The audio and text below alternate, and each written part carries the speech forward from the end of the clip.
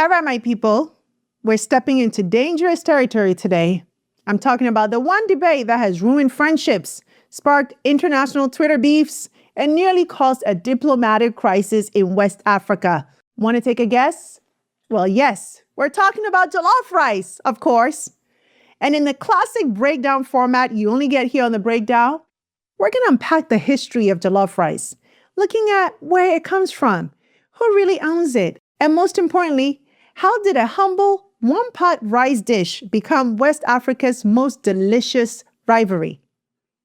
But before we dive in, I'd like to invite you to join our growing family here at Pan and Genius TV. Subscribe to our channel and hit the notification bell so you don't miss another critical conversation like the one we're about to have about jollof rice.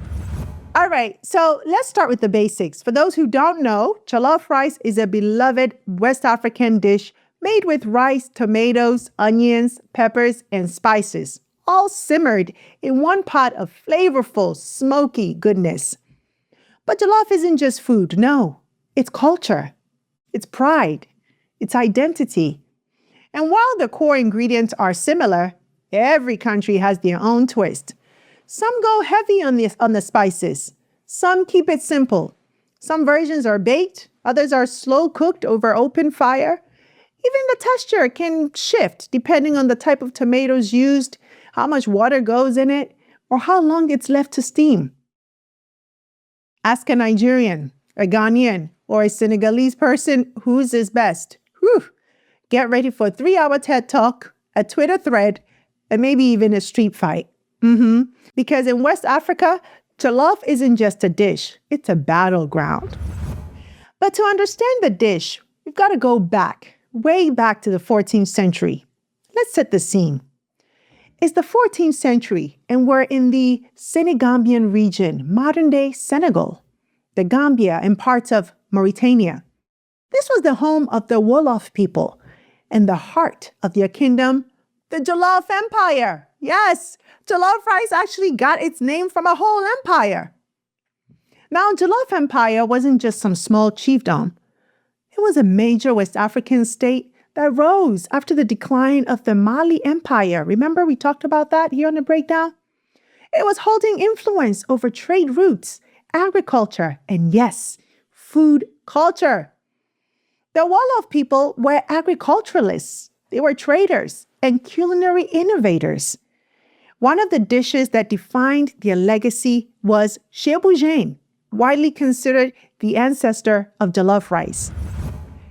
Babu-Boateng literally means rice with fish in Wolof. It was made by cooking rice in a flavorful tomato-based sauce with onions, garlic, peppers, and local spices, along with vegetables and fresh fish. The whole thing was slow cooked in one pot, often over firewood, giving it that iconic smoky flavor. Sound familiar to you?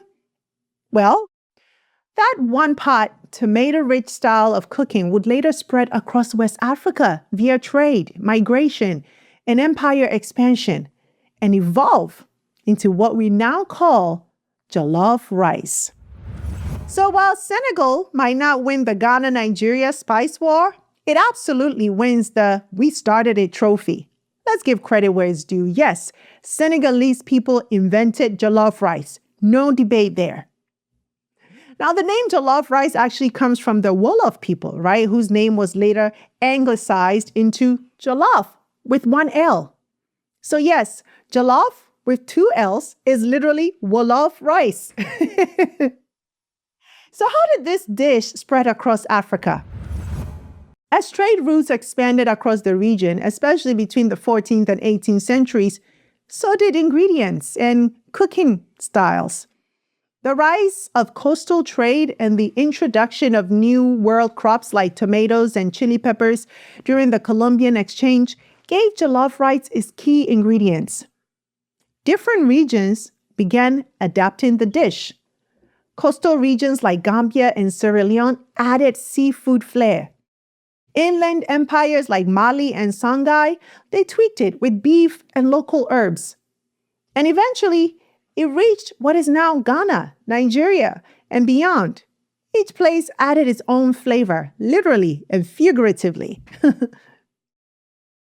Today, the Jollof empire is long gone, but its culinary legacy is immortal.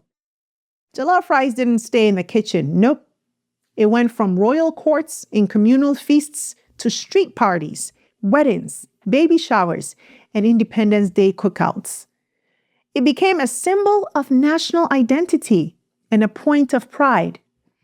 Then the internet happened.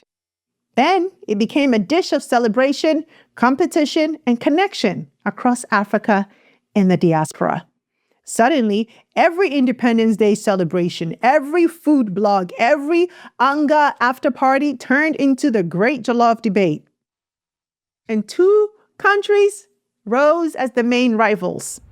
So when it comes to Jollof, two countries have taken center stage in the global spotlight: Ghana and Nigeria.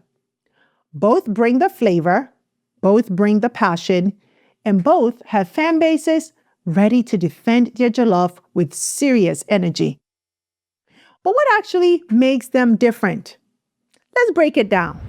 So when it comes to rice texture, Ghanaian jollof tends to be firm and slightly chewy, right? Nigerian jollof is soft and sometimes a little bit smoky. And when it comes to flavor, Ghanaian jollof is balanced and aromatic, right? But Nigerian tends to be a bit bold, spicy, and rich. For tomato base, Ghanaian jollof is often lighter with just a little bit more herbs. But Nigerian jollof tends to be thicker, deeper, and intensely more tomato-y, okay? And in the cooking method, Ghanaian jollof is simmered in stew base and often infused with stock, right? Nigerian jollof, on the other hand, is frequently parboiled, then finished in sauce. And the heat level, well, Ghanaian jollof tends to be more moderately spicy, and it truly varies by region. But Nigerian jollof is generally hotter with more chili peppers. So each version reflects local ingredients, culinary history, and personal preference. Ghanaian jollof leans into subtlety and aromatic spices, and Nigerian jollof goes bold with heat and intensity. One isn't necessarily better than the other. They're just different interpretations of the same iconic dish. And honestly, the best one might just be the one your mom makes. Seriously. But let's not forget the rest of the jollof-loving continent. Senegal still rocks the OG Boudin. Sierra Leone and Liberia have their own home-style twists. Cameroon, Togo, and Ivory Coast, they have unique regional takes. Even the diaspora, right? From London to Atlanta, they've all added their flavor to the pot. Now, the jollof debate used to be local until the internet lit the fire. Twitter wars, YouTube cook-offs, celebrity endorsements. Even Mark Zuckerberg caught strays for not specifying which jollof he liked. There have been many taste tests, memes, music videos, and full-on food battles. Jollof rice went from a cultural staple to a pan-African pop culture icon. But also, let's be real, Ghanaian jollof just keeps winning every time. Don't argue with me there. Argue with your taste buds, okay? But seriously, my people, at the end of the day, the Jollof Rivalry is about more than just food or rice. It's about pride. It's about ownership. It's about representation and having something that we can claim as our own. It's how we preserve culture, flex our creativity, and connect with the diaspora. And it's honestly a reminder of who we are, the long line of innovators, inventive people that we come from. Whether you're in Accra, Lagos, Freetown, or Atlanta, jollof rice, it brings us together every time. So now I turn it over to you. Where do you stand in the jollof wars? Drop your country in the comments, tag a friend from the rival team, and let the friendly chaos begin. Thanks for joining me today. I hope you enjoyed this brief history of jollof rice, and the next time you're eating your plate of jollof rice, remember where it came from. Remember the Jollof Empire. And if you enjoyed this episode, don't forget to like, share, subscribe, and drop a comment, and let's keep the conversation going. Thanks for staying with me. Until next time, take care. Hey, you! Thanks so much for watching this episode. I hope you enjoyed it. And if you did, don't forget to subscribe and join the family. Also, visit face2faceafrica.com for your daily news and updates on what's going on within the global Black community so you can stay informed.